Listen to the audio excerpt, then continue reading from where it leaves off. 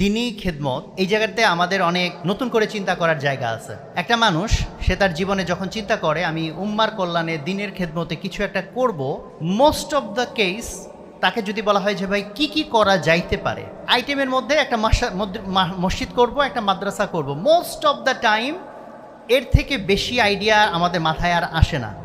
তো এটা নিয়ে তো কোনো সন্দেহ নাই, মসজিদ বানানো, মাদ্রাসা বানানো আলহামদুলিল্লাহ অনেক বড় নেকির কাজ, অনেক বড় সওয়াবের কাজ। সাথে এটা চিন্তা করা দরকার যে ওইটুকু দিয়েই উম্মার পুরা খেদমত পালন করা হয়ে গেল কি না।